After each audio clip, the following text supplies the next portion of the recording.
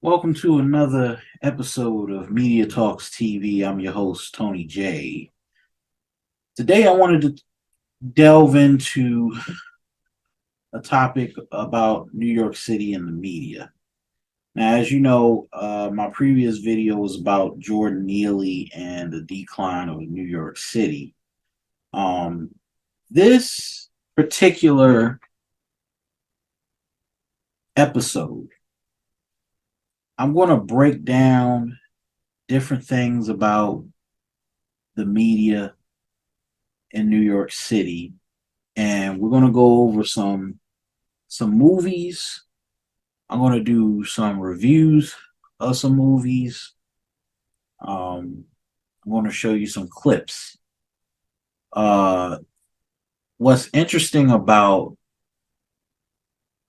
this episode is, you know, there was a time where I really loved New York City. The first time I went to New York City was in 2004. And the first time I went to New York City, I think like any teenager that has the first time to see a different city, you become mesmerized by what New York is.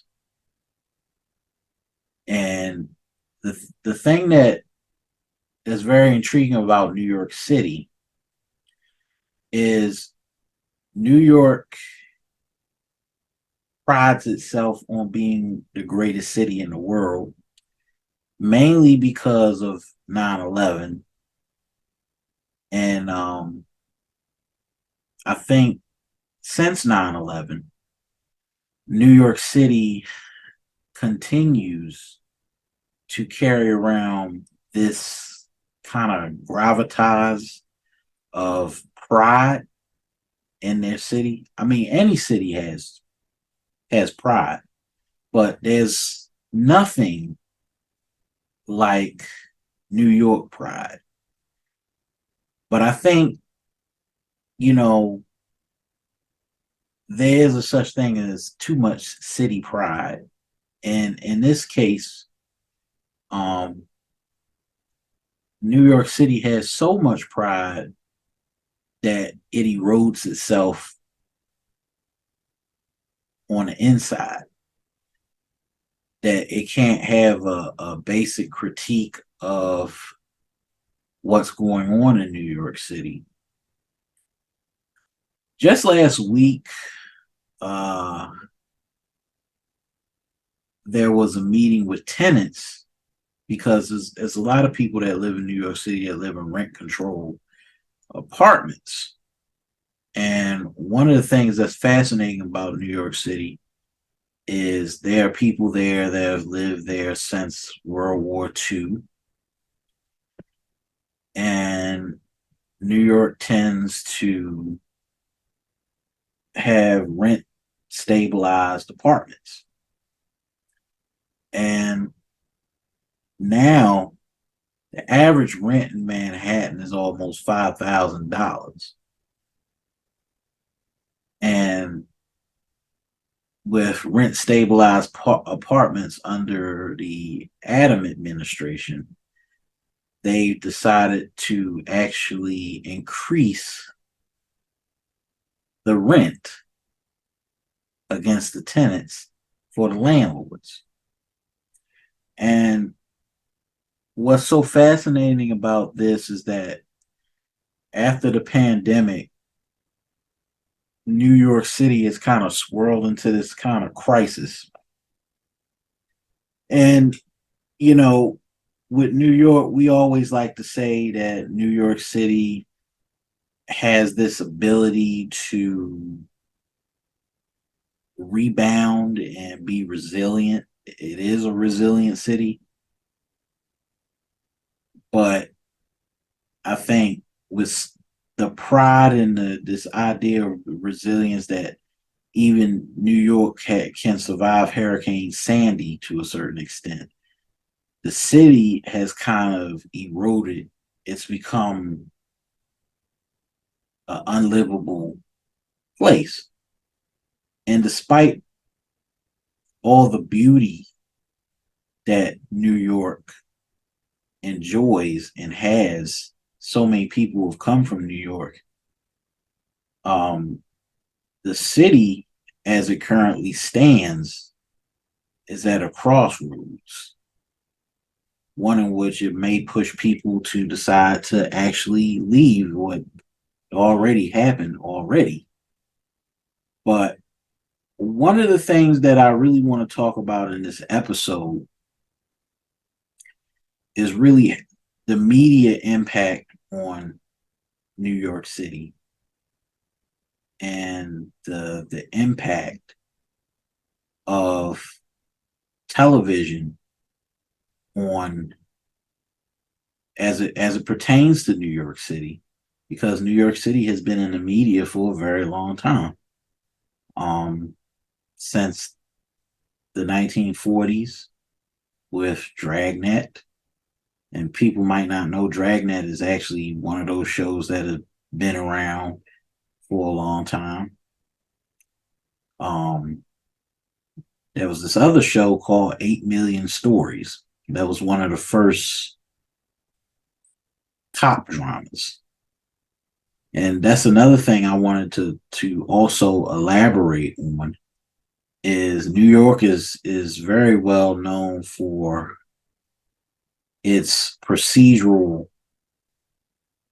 dramas. So, Law and Order is recorded there, shot in New York City. Blue Bloods, NYPD Blue, and many other shows. I'm gonna really discuss that also in another video. But when we think about New York City, you know, one of the things that has attracted people to New York is the media itself. Um, when I was younger, I had never known much about New York City. I'm from Baltimore. Um, even though it's 4 hours away, we're not very far away from New York City, but I had never known a big metropolis like New York. And one of the things that I started to notice when I was a young man, anytime I would go to the store, clothing stores, I would see um DKNY, Donna Karen, but it was the symbolism too. I would see symbols of the Empire State Building when I was younger. Didn't know what the Empire State Building looked like. My first and I my first um my first idea of what New York City looked like, actually, I could really take that back to maybe Home Alone. Home Alone 2. Home Alone 2 was one of those not shows, but movies that really showcase the glamour of New York City and the ugly parts of New York City that were there in the 1990s, in the early 90s. And what's so fascinating about that movie, that was Home Alone 2 Lost in New York, was one of those movies that I got to see what the World Trade Center looked like and what the World Trade Center actually symbolized for New York. And I feel as though, on a side note, um, first time seeing the World Trade Center being portrayed in movies, um, I saw it in Die Hard 2. I saw it in uh, When Harry Met Sally. I saw it in Wall Street. It's the original World Trade Center really symbolized something for New York. and it was a part of the media for a very long time as to symbolize what New York is. It's a big city with busy people and big business in Wall Street. That's what the World Trade Center symbolized, even in the 90s. It was a heaviness with it. You get what I'm saying? And that heaviness no longer exists with New York City anymore. So if you remember watching those movies in the early 90s, you notice, well, the first thing they'll show is the World Trade Center. Before that, in the uh before that, in the 60s and maybe the 40s and the 50s, it was the Empire State Building. The Empire State Building was the original symbol of New York. That was the post-war, the post-World War II New York. And then post 1972 New York, what we knew then was the World Trade Center. When the World Trade Center was built, that's when you started seeing it in different movies, like Saturday Night Fever was one. Um, those movies in the 80s, Escape from New York. Escape from New York was one with Kurt Russell. Um, and of course, Die Hard 2. And I believe, and don't quote me on this, I think maybe True Lies. True Lies was another movie. But back to what I was originally saying, you know, all those movies during that time that were made in New York City, they symbolized something special about the city. And what's interesting about New York now is that people don't really they don't really necessarily treat New York the way that it once was. Um Before 9/11, people hated New York for what it represented. Um when I think about New York City back then, there wasn't a lot of pleasant things that people said about New York. They said New York was dirty, there was trash on the street, the hobos would run up to your car and try to wash your car for $1. And, those things, those are the things that people get a remembrance of when you think about New York City. And now New York City is like, well, I don't want to go there because it's so damn expensive. The rent's too high. The people don't want to go there. The crime has gone back up significantly. But one of the things is that New York has never lived down its bad reputation that it once had. And everybody, of course, remembers New York during the 1970s under Abraham Bean. And what's so fascinating about that is people did not like New York City at that time, still didn't. Um, New York City ran into a deficit, trash didn't get picked up. Um, they talk about that New York. That New York was really the dirty, dirty New York that people remember, whores down on 42nd Street, and peep shows and stuff like that. And it was something that was very fascinating at the time, because back then in the 70s, people from the Midwest and small towns would go and run to New York City because they said it was a fascinating city. So somebody from Kansas might hitch a ride and go to New York City and get a job as a busboy or a dishwasher and live in a $200 apartment for rent. And people would actually run to the city like that. Like that, there was a time when people actually ran to the city, and that used to be a thing. Now, you don't have a lot of people wanting to run to New York City anymore because there's nowhere to run. Because if you go there, it's just going to be a bunch of homelessness. There's nowhere to run to in New York City.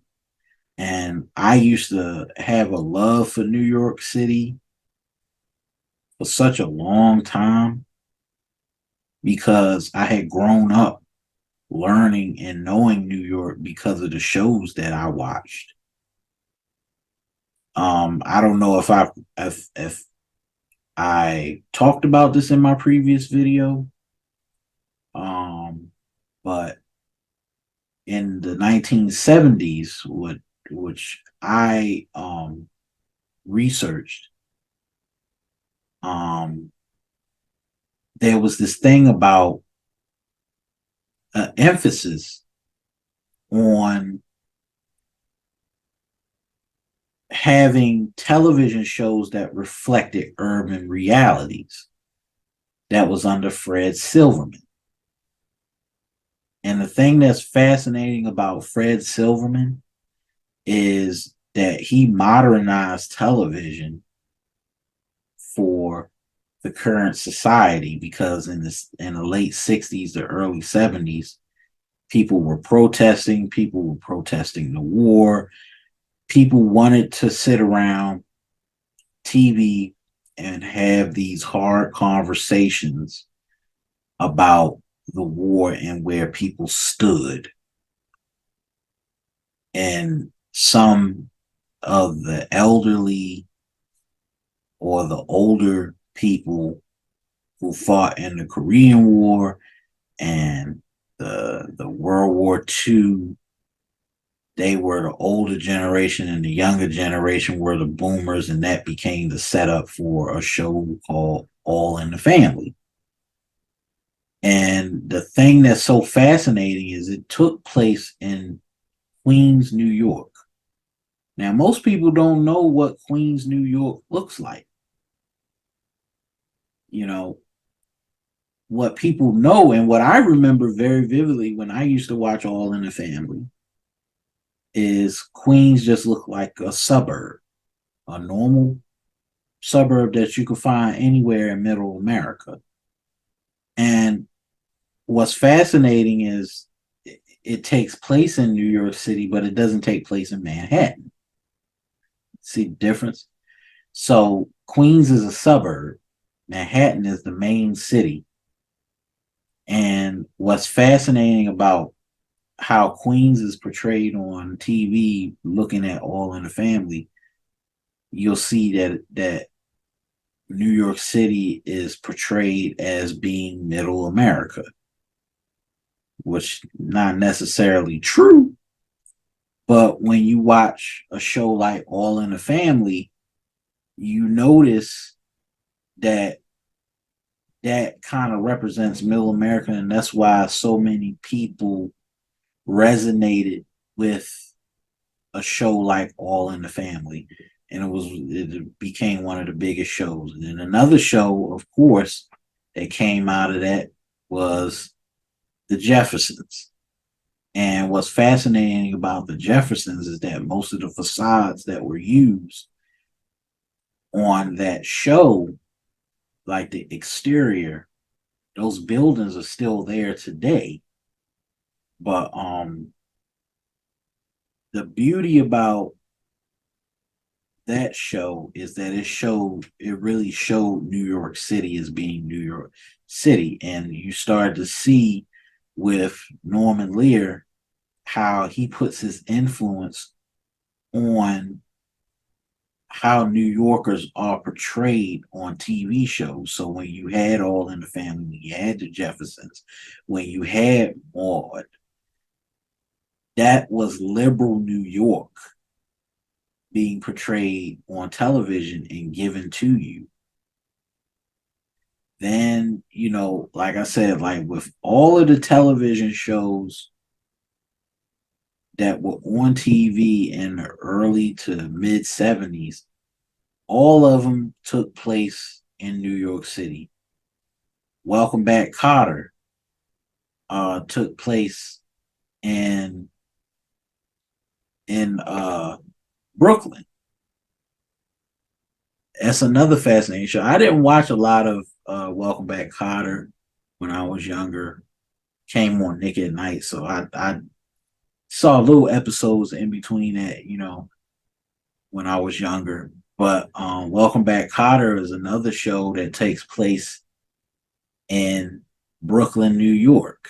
And when you see the opening to Welcome Back Cotter, you see the exterior of Brooklyn. You see, it has a beautiful, like when I watched it, it just has this beautiful opening to it. Like it's like, well, if I was somebody that didn't live there, then I probably look at it open and say, hey, it looks like a nice place. You know, the subways, the people running down the street. But, you get this idea about what New York is like when you watch those television shows. And then, of course, how can I forget Cosby Show? Cosby Show took place in Brooklyn Heights. I don't know, don't quote me if I'm wrong. I don't know if there's a Stigway Street. I don't know if it's um I've never been through Brooklyn Heights. I've been through Brooklyn a couple of times, but not necessarily Brooklyn Heights. But the Cosby Show was what's fascinating about the Cosby Show versus the Jeffersons and Maude and All in the Family was All in the Family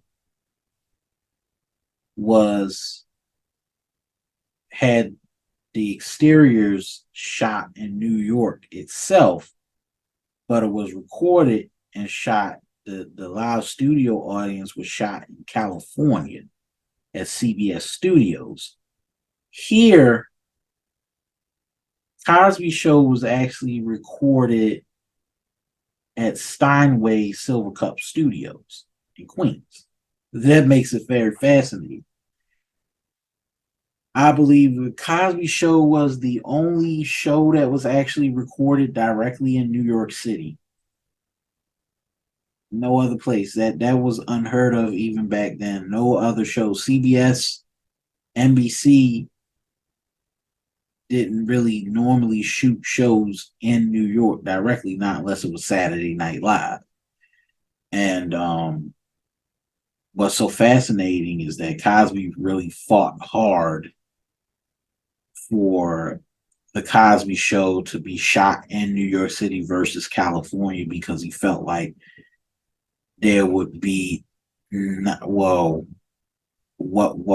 what I've heard, that it wouldn't be um the kids wouldn't get into too much trouble if they were in New York City versus California.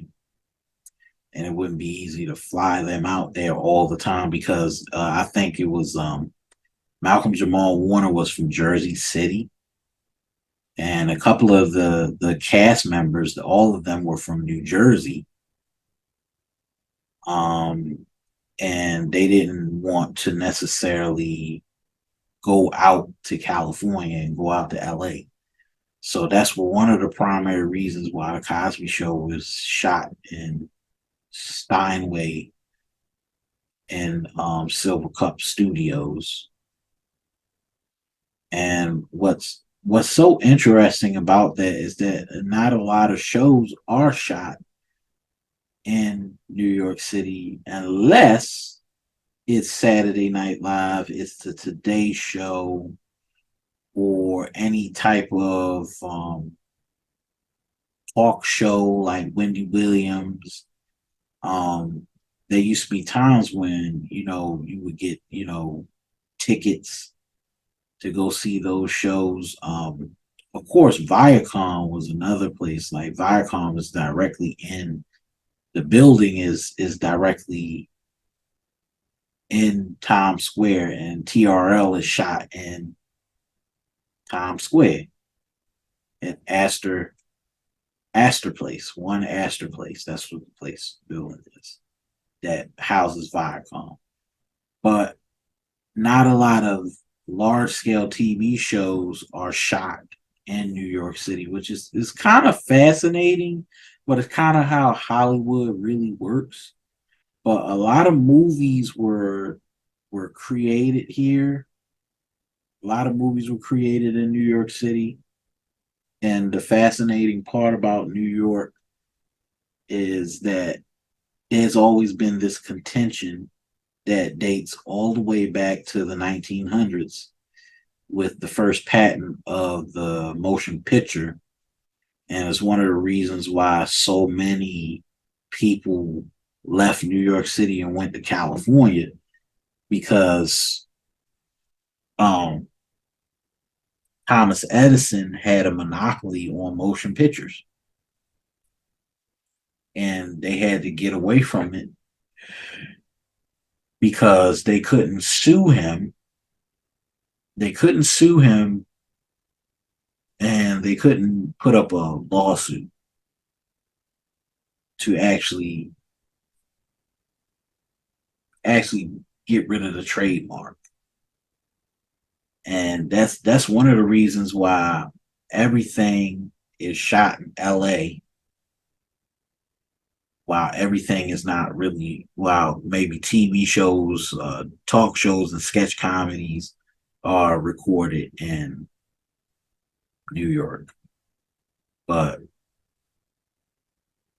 one of the things that's fascinating about the 80s when we deal with New York City is New York during that time, was in the midst of different musical outlets. One of the things that's fascinating about New York now is New York doesn't have a nightclub culture anymore.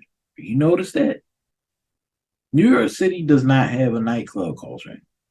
Their nightclub culture has kind of disintegrated. You know, there used to be a time when people go to New York and they would go to Pyramid Club and all these other places, and New York is no longer like that. There's no art scene in New York. I wish I was around during the 70s and the 80s when New York was really a hotbed for art and culture and all these revolutions that were going on in the city.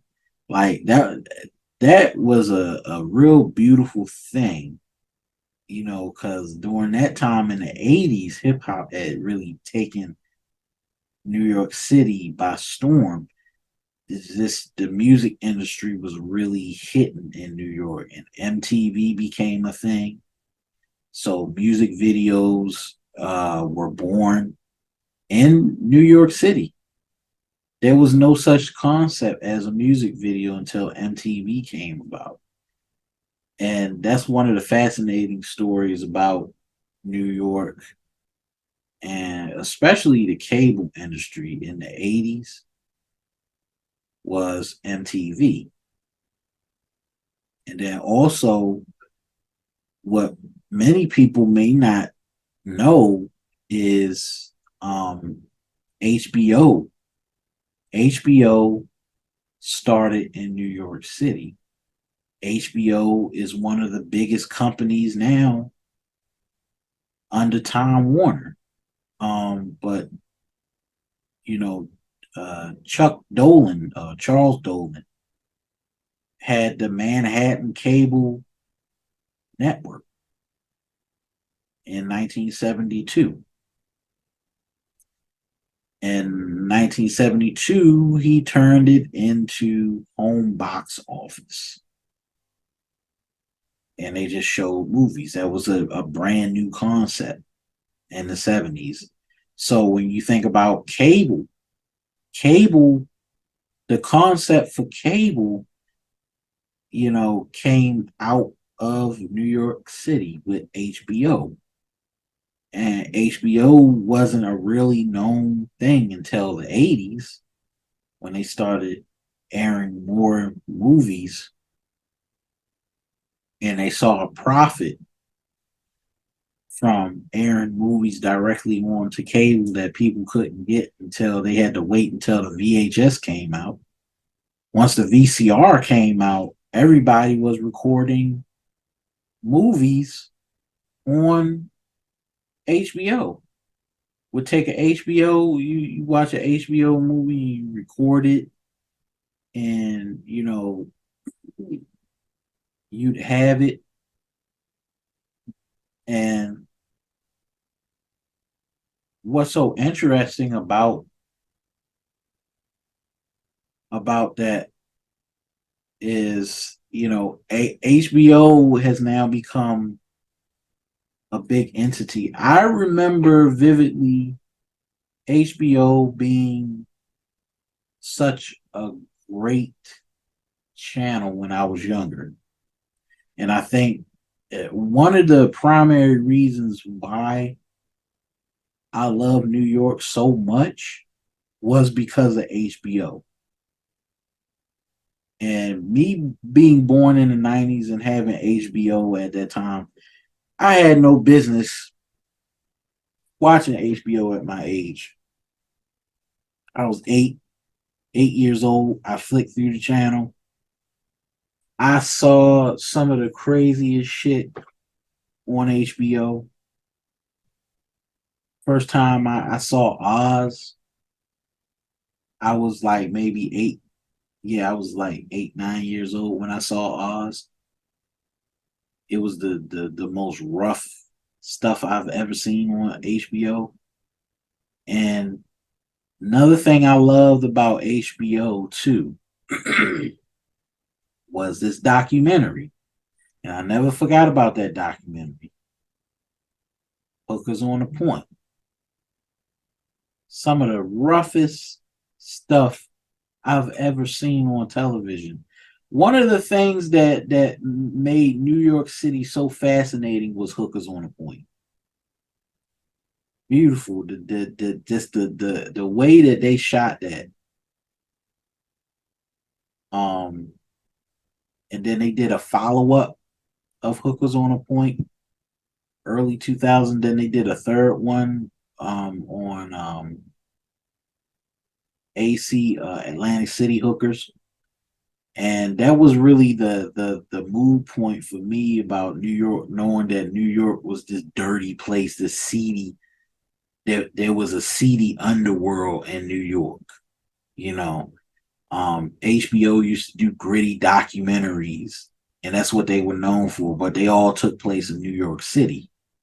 Um, One of the things that used to be a big thing with me when I was like 9 years old, I remember the first time I watched Taxi Cab Confessions, and it was this particular episode where, and I think some of you on here might remember that episode where this guy describes, um, he was a firefighter and he had to go to a scene where this guy was pinned between a subway train, and he was describing that once they moved the train he would automatically die because he was basically decapitated, and then he had used this bag to spin around that once he moved the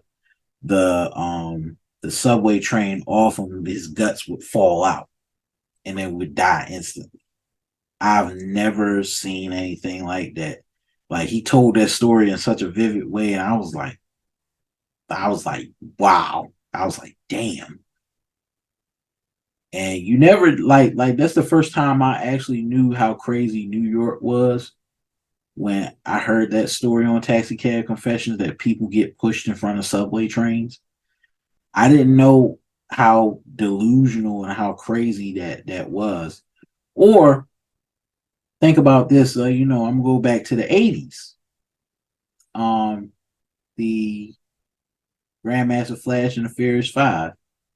Um, that music video where they're standing in the alley and it's a crazy city and people are mentally deranged. And I remember hearing the message when I was younger, and how fascinating the city was, that I understood how crazy New York was. I didn't know anything about New York. I didn't go to New York when I was younger until I got to high school. That's when I started going to New York City frequently. And when I went to New York City, I saw a lot of crazy shit.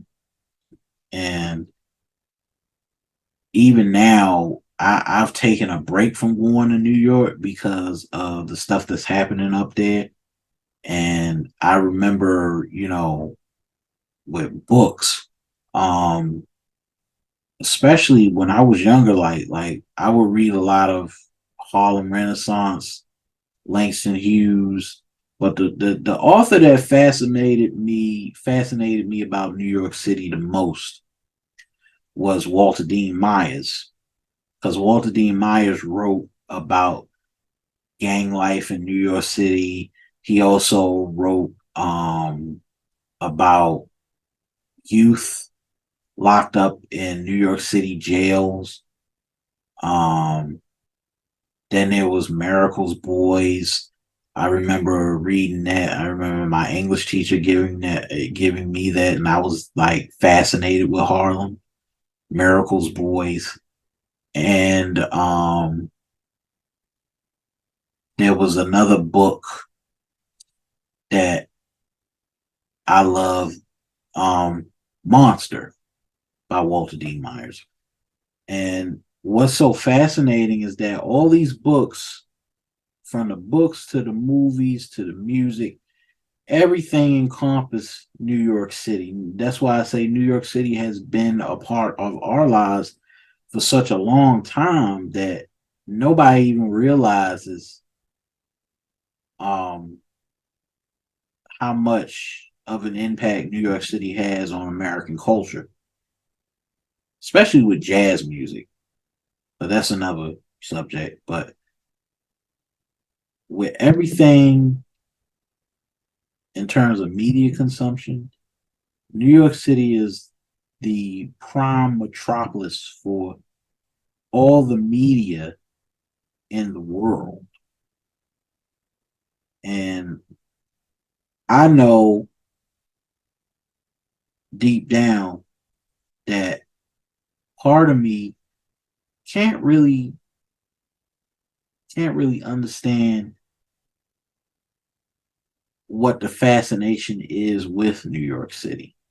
I can only tell you my experience from the stuff that I grew up seeing when I was a kid. And, you know, as far as the cop dramas, New York Undercover was one of those one of those shows that had me so fascinated about New York that I probably might have I guess I fell in love with the curiosity of New York with New York Undercover, because when that came on Fox, I didn't know much about New York City. I knew it was a big city. I knew that it was, tall skyscrapers. Like, we don't have a lot of skyscrapers in Baltimore. We don't have that many. But New York City just has colossal skyscrapers. And I think first time I saw what New York was all about, it was on that show, and I thought it was so fascinating how it really was. And now when I look back, when I look back on those types of movies and TV shows and see, you know, what was really lost with New York after 9/11. I think everything that we knew about New York ended after 9/11. that love, that respect, and the hatred kind of went out the window. I think we kind of held on. I think in some ways we kind of held on to this nostalgia about New York. And that nostalgia has kind of eroded our thinking. And I even go back to this thing about what I said about, you know, nostalgia and how it tends to ruin us in ways that we don't really see it.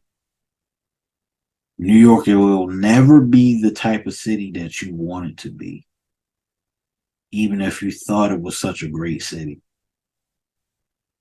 I think you give so much of who you are to a city, and you have these grand expectations that even the city itself can't live up to because of the politics and how things are played in New York City. When I first went to New York City, um, Michael Bloomberg was the mayor, and at that time they were more worried about trying to prevent another terrorist attack.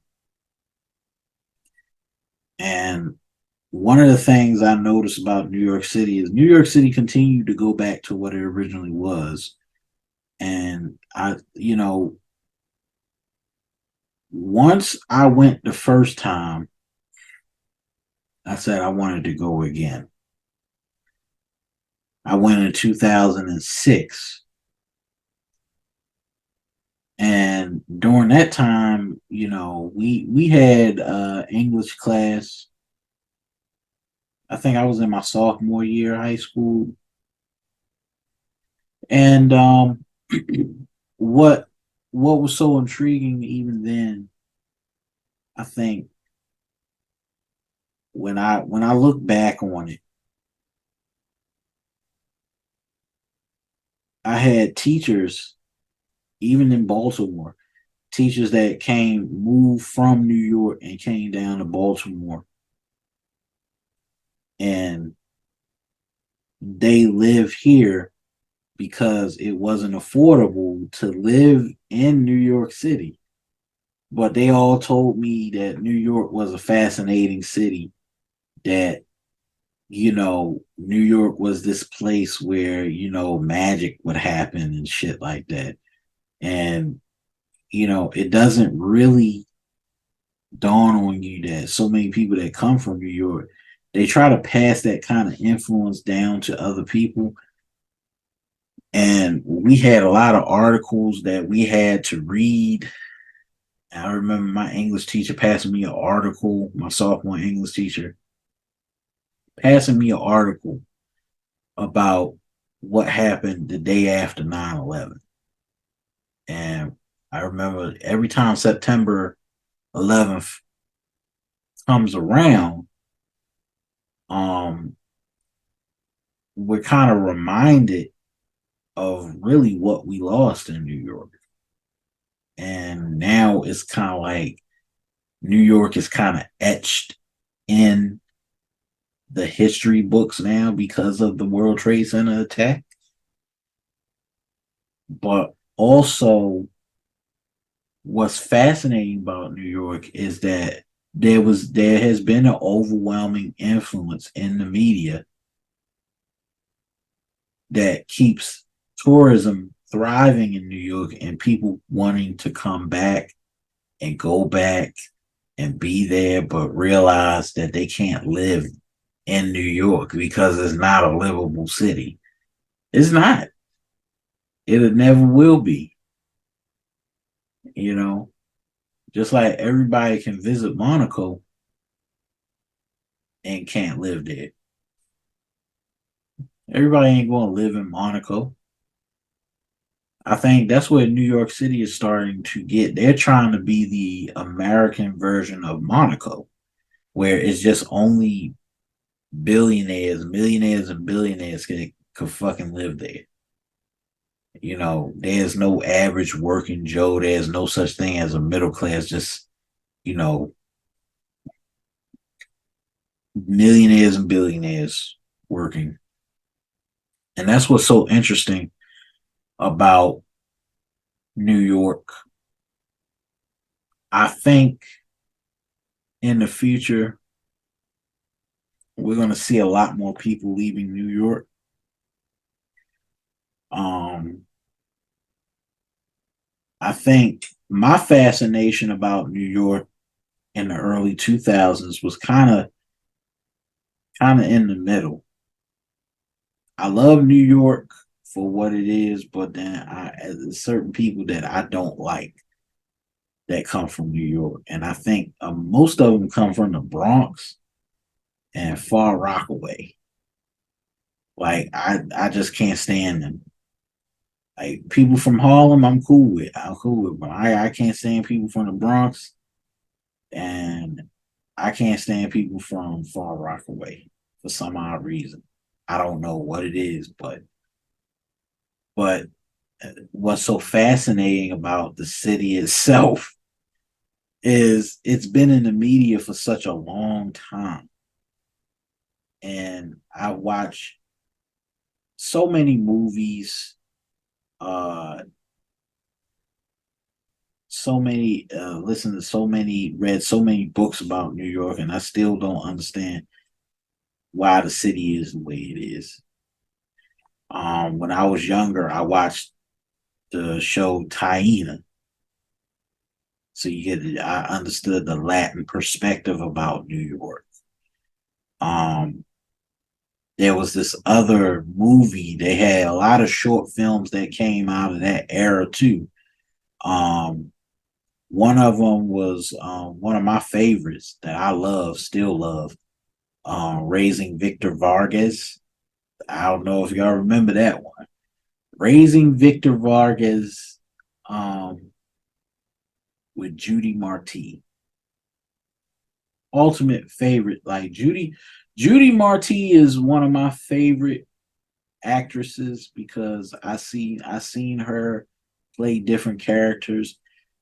Judy Marti is just my ultimate favorite actress because when I watched Victor Vargas, it was a fascinating movie, Raising Victor Vargas. Um, I watched that. It was hilarious. I love that movie, and it's a movie that's so New Yorkish. Like you just couldn't turn it off. Like the fact that multiple people were living in an apartment. Um, the abuela, she wanted to kick her son out because he had a girlfriend and all this stuff, it's kind of funny. It was just a all around funny movie. And another movie that Judy Marti played in, before she played in the Get Down, because I'm gonna get to that one. But before she played in the Get Down, she played Oz and On the Outs, and that was another movie that came out 2004. That was another movie, but I know that one took place in Jersey City.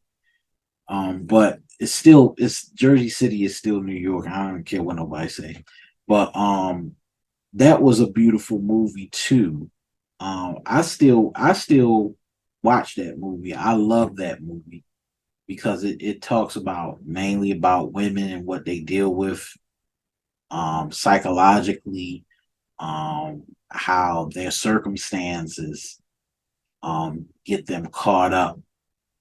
You got all three of these young ladies, and one's a drug addict and has a child out of wedlock. The other one is a truant and is running around with a drug dealer slash bad boy, and the other one is kind of like a masculine, uh, um, what do you call them? Masculine uh, stud. a man's a stud, and she's dealing with her gender identity, and it was just a beautiful movie. Um, I love that movie. And another movie, which was the one with another one called Liberty's Kids. That was one of those last movies that came out in New York that really focused on the youth very hard. But out of all of those movies, I'm gonna put a link in the description box of this video so that you could look up those movies. I think Raising Victor Vargas is still on YouTube, so I'll give you the link to that if it's still on YouTube. And On the Outs is definitely still on YouTube. So don't Liberty Kids is on HBO Max. So you go check that out on HBO Max. But other than that, in closing, what I normally think about New York City, looking at all the movies, all the TV shows, Saturday Night Fever, Welcome Back Kotter, Maud, All in the Family, all of this stuff is like it represents the beauty of what New York City is, but it doesn't give you the ugly side. And I think that's one of the biggest problems about New York City in the media is that it's been so glamorized as being the center of the world that we don't take the time to step back and say, to really give an honest critique of the city that is not so glamorized. New York City has a lot of problems. It's had significant problems and continues to redefine itself through the times.